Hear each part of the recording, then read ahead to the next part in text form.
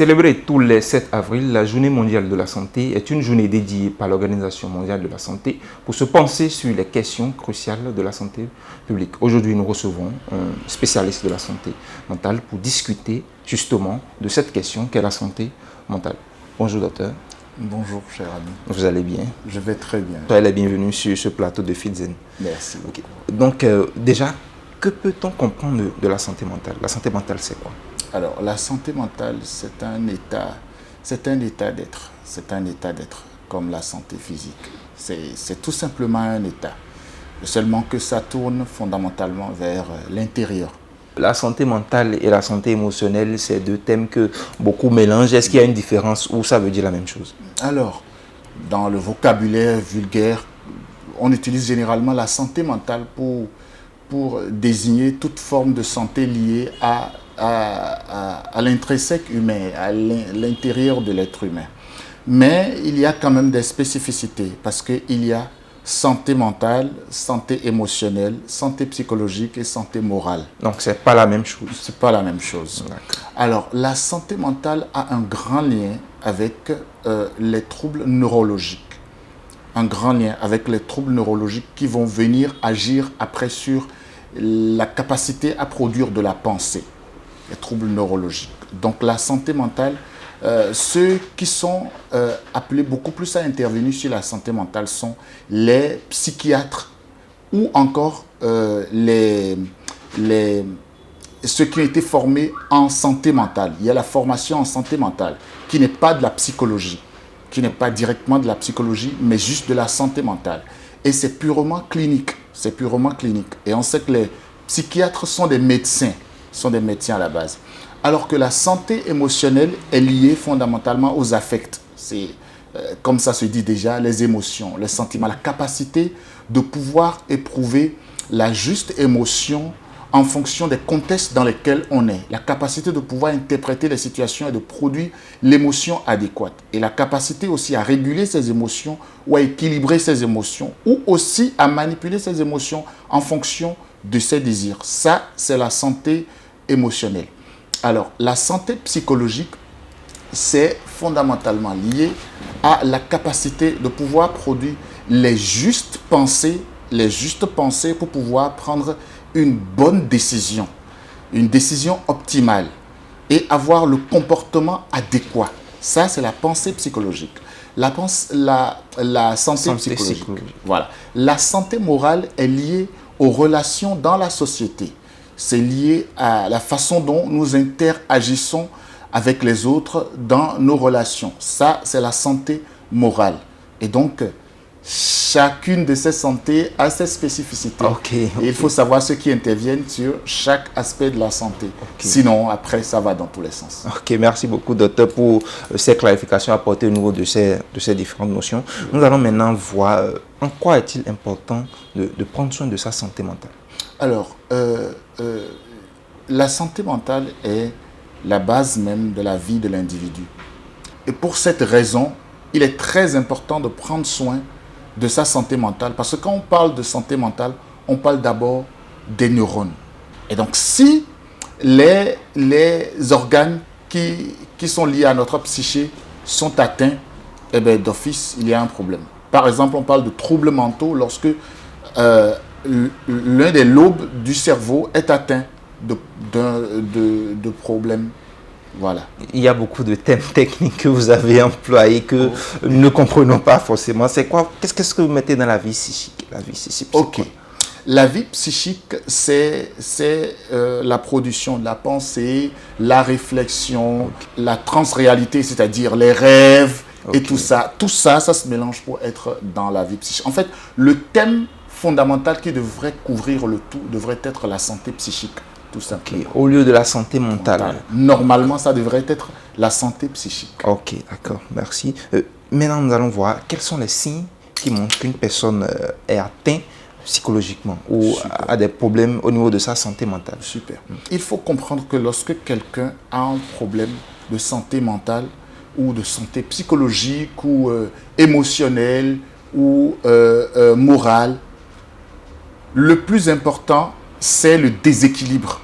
il ne s'agit pas de prendre une norme généralisée.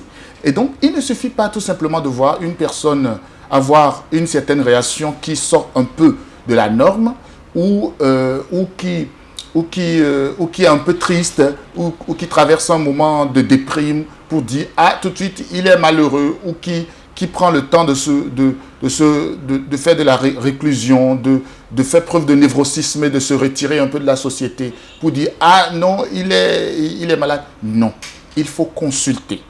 La meilleure façon de diagnostiquer que quelqu'un a un problème de santé mentale, dès qu'on remarque que les choses ne sont plus normales, il faut consulter un spécialiste pour en avoir le cœur net. Donc, il n'y a pas vraiment de signe pour un citoyen lambda de directement distinguer que celui-là a tel problème, celui-là a des problèmes au niveau de sa santé mentale. Ce n'est pas comme le paludisme où on le voit coucher, vomir un peu partout. Ce n'est pas comme ça en santé mentale. En fait, même déjà en santé physique, il y a tellement de paludisme qu'on diagnostique qui ne sont pas paludisme. Et les gens passent des mois à traiter le paludisme avant d'aller tomber sur autre chose.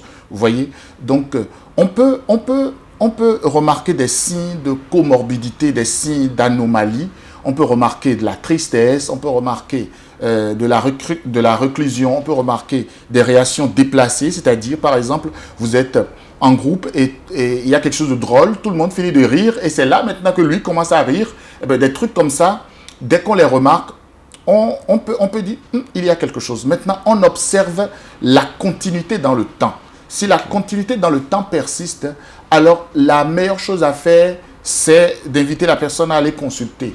Mais là encore, il faut être un proche de la personne pour connaître déjà la personne, savoir que d'habitude, il ne réagit pas comme ça, il ne fonctionne pas comme ça. Là, il y a quelque chose qui cloche. Et si ça continue dans le temps, alors il faut consulter un spécialiste. Vous voyez? Mais je sais que généralement, dans les présentations, les gens parlent de dépression, ils disent « Ah, si vous voyez que la personne est triste, elle s'enferme et tout ça, bon, il faut d'office dépressive. » Non, pas du tout. Non, ce n'est pas bien, pas du tout. D'accord. Nous allons maintenant parler des facteurs qui peuvent influencer notre santé mentale, qu'ils soient internes ou externes. Quels sont ces facteurs-là qu'on peut distinguer? Alors, les deux grandes familles sont le stress et la pression. Le stress et la pression. Le stress et la pression. Et le moteur qui alimente le problème principal, on appelle ça le refoulement. En psychanalyse, on appelle ça le refoulement. Lorsque le stress ou la pression viennent et qu'on les refoule. Et quand je parle de stress, je ne parle pas tout simplement du fait d'être stressé par une activité, on veut faire quelque chose. Non, ça, c'est de l'adrénaline normale. Ce n'est pas encore du stress. Okay. Parce que le stress aussi est mal présenté aujourd'hui. Ce n'est pas encore du stress. Mais je parle de lorsque, par exemple, vous avez une dette et ça vous fout de la pression. C'est un exemple que je donne. Et là, c'est du vrai stress. Ou encore, je parle de lorsque vous travaillez quelque part où vous êtes méprisé tout le temps. Vous êtes brisé tout le temps. Ou lorsque vous êtes dans le mariage, mais que vous ne retrouvez pas votre place. Vous voyez? Et donc, il y a des éléments exogènes qui peuvent provoquer, c'est-à-dire des éléments qui viennent de l'extérieur, qui peuvent provoquer la dégradation de la santé mentale. Et il y a des éléments endogènes aussi qui peuvent venir de soi-même, qui peuvent provoquer la dégradation de la santé mentale. Les pressions exogènes sont fondamentalement situées dans nos relations aux autres. Et quand je parle des autres, il ne s'agit pas que des individus humains, il s'agit aussi des objets. Par exemple, vous avez votre voiture qui tombe tout le temps en panne, vous ne comprenez pas pourquoi, ça peut déjà commencer à être un problème. Mais il faut noter qu'aucun élément exogène ne peut provoquer de la dégradation de la santé mentale si il ne vient pas trouver sa confirmation dans un élément endogène. Donc les deux sont liés. Les deux sont toujours liés. Il faut les deux pour faire éclater la bombe mentale. Voyez. Donc à l'intérieur, l'élément principal endogène, c'est généralement les blessures de base. Les blessures de base depuis l'enfance. Lorsque les blessures sont là, elles en viennent à modifier ou à déranger notre capacité à interpréter la réalité.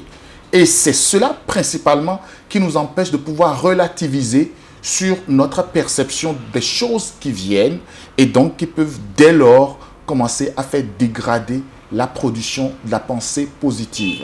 C'est pour ça qu'on parle de psychologie positive, de la pensée positive. Dès que la pensée positive perd le lieu d'être, alors c'est fini. Bonjour les dégâts mentaux. Bonjour les dégâts mentaux, vous l'avez dit. Quand cette pensée positive elle est dégradée, est-ce qu'on peut le ressentir sur le plan physique en termes de maladie? Qu'est-ce que ça peut induire sur le corps? Oui, c'est cela qu'on appelle en psychologie les troubles psychosomatiques. Somatique pour parler du corps et psychologique pour parler du mental. Alors, il y a tellement de mots qui peuvent provoquer des problèmes dans le corps. Tellement de mots mentaux qui peuvent provoquer des problèmes dans le corps. Quand vous prenez le trouble anxieux, tout simplement déjà, le trouble anxieux qui est une dégradation de la joie de vivre de tous les jours, qui s'apparente un peu à la dépression, mais qui n'est pas de la dépression, mais que tout le monde traite de dépression aujourd'hui. Alors, le trouble anxieux peut facilement provoquer d'autres maladies telles que le syndrome de la fatigue chronique. Vous savez, la fatigue peut devenir une maladie. Où vous faites tous les examens, vous ne voyez rien du tout. Mais vous êtes tout le temps fatigué. Mais vous êtes tout le temps, pas seulement fatigué, mais malade. Vous avez tous les symptômes du monde. Vous n'avez envie de rien faire. Vous n'avez envie de rien faire. Mais à part la disparition de l'envie de rien faire, vous êtes non seulement fatigué, vous avez la fièvre, vous avez les maux de tête, vous avez tellement de symptômes, mais les médecins vont faire tous les tests, ils ne verront rien. En Afrique, on dira que vous êtes sous attaque de sorcellerie, mais c'est juste que vous êtes fatigué, vous voyez. Mais un trouble anxieux peut vous entraîner là-bas. La simple dépression peut faire déclencher des cancers lorsque vous aviez déjà à un certain degré au niveau d'un certain organe du papillomavirus qui est en train de se développer, du human papillomavirus qui est en train de se développer peu à peu. C'est l'un des virus du cancer, ce n'est pas le seul. Voilà. Là, ça peut dégrader tout votre système métabolique et ça peut causer tout plein de maladies. Ce qu'il faut savoir, c'est que notre corps est constitué fondamentalement de tissus cellulaires. Et les tissus cellulaires sont maintenus par l'électricité organique qui circule de la tête vers le corps pour conduire les informations. Et c'est par ce moyen que la motricité peut me demander de bouger mon bras. C'est l'électricité qui fait tout ça et tout ça. Et donc, quand il y a trouble dans la tête, l'électricité est dégradée. Quand l'électricité est dégradée, le fonctionnement cellulaire commence à se dégrader. Et quand on dit fonctionnement cellulaire se dégrade, c'est le corps qui commence à recevoir des coups. Les organes commencent à recevoir des coups. Et là, alors, tout peut être atteint.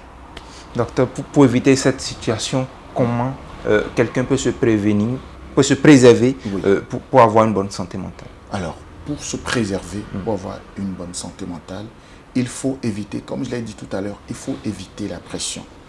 Il faut éviter la pression. Il faut éviter de porter des charges qui dépassent soi. Il faut éviter de s'exposer à des atmosphères toxiques, des atmosphères qui nous brisent, qui nous tuent de l'intérieur, qui nous effacent, qui ne nous valorisent pas. Il faut éviter de s'exposer au stress. Le stress ambiant n'est pas bienfaiteur. Maintenant, lorsqu'on sent qu'on n'a pas la capacité d'interpréter les choses en sa faveur, par exemple, je donne un exemple, vous avez deux personnes qui partent avec leur voiture, les deux ont une panne de voiture et l'un interprète que c'est sûr que je devrais faire un accident devant et la Providence m'a préservé de ça. C'est pour ça que je suis là. Là, je vais trouver maintenant le moyen de régler ça. Et l'autre va dire, eh bien, merde de chez merde, ça m'a foutu le retard du siècle.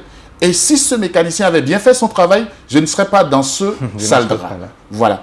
Vous voyez, donc, celui qui se plaint, s'il n'a pas la capacité de produire la pensée positive, comme, je vais dire, son camarade qui a eu le même problème que lui, alors c'est qu'il y a peut-être des défaillances cognitives. Cognitive, c'est lié à la production de la pensée et des émotions en même temps. Donc, il y a une défaillance de capacité cognitive qu'il faut corriger. Et là, il faut consulter pour se rétablir, mais remettre tout au point afin de pouvoir protéger sa santé mentale. Nous tendons vers la fin de cet entretien. Docteur, vous connaissez déjà Filzen. Filzen, c'est une plateforme qui permet à tout citoyen, à tout utilisateur de pouvoir appeler, de discuter avec un expert ou de simples utilisateurs. En tant qu'expert, vous êtes docteur, professeur, psychanalyste et neurologue, j'y arrive. C'est des expressions qu'on n'entend pas tous les jours. Effectivement. Donc, selon vous, est-ce que cette plateforme apporte un de plus à la population béninoise? Je trouve que c'est un miracle. C'est que les mentalités ont commencé à changer. Donc, la simple présence de Filzen déjà et l'information qui vend Filzen, c'est-à-dire l'information qui présente Filzen, c'est-à-dire Filzen est là pour intervenir dans le domaine de la santé mentale, est déjà une grande avancée pour la société. C'est déjà une grande avancée, surtout que Filzen vient tomber aujourd'hui dans un contexte particulier, qui est que l'Afrique a commencé à prendre conscience de l'importance de la santé psychologique depuis que les mouvements de coaching ont commencé à décliner parce que les coachs n'ont pas pu résoudre les problèmes psychologiques qu'on devrait aller gérer chez le psychologue, mais qu'on va chez le coach pour aller gérer. Depuis qu'on a compris que le coach a son domaine, mais que le psychologue aussi a part. Le psychologue aussi a part. Eh bien, les gens ont commencé à s'ouvrir beaucoup plus maintenant à la question psychologique. Et donc là, Filzen, sa présence même déjà est une grande information. Je n'irai même pas d'abord dans les détails de son activité, mais la présence de Filzen, même déjà sur le terrain, est déjà une information, vraiment une bénédiction, si je peux le dire ainsi. Pour toutes ces personnes-là qui souffrent en silence, qui ont peur du jugement, qui ne savent pas à qui se confier, parce que notre culture est faite de sorte que nous n'avons pas cette aptitude à facilement exposer notre problème à un psychologue ou aller nous faire consulter. Pensez-vous que cette solution numérique peut aider ceux-là à se confier, à se libérer en tout anonymat? Parce que aussi Filzen, c'est une plateforme qui exerce dans l'anonymat et la discrétion. Je pense que cette formule est la meilleure d'ailleurs pour notre société où les gens veulent garder leur discrétion, garder la discrétion sur leurs problèmes, où les gens se sont déjà vus parler de leurs problèmes à des prêtres, à des pasteurs ou à des coachs, où ça a été relayé après. Voilà, donc l'anonymat, la formule de l'anonymat est parfaite. Ça rejoint ce qu'on fait, par exemple, en téléthérapie, où on ne rencontre pas la personne ne donne pas son vrai nom, et elle suit la thérapie. Et le psy n'a jamais connu la personne, mais le psy travaille avec la personne en ligne. Et il y a le résultat. Et il y a le résultat, oui, il y a le résultat. Merci docteur. Merci. Ce sera tout pour cet entretien sur la question de la santé mentale. Chers abonnés, n'oubliez pas de liker, de commenter et surtout de vous abonner.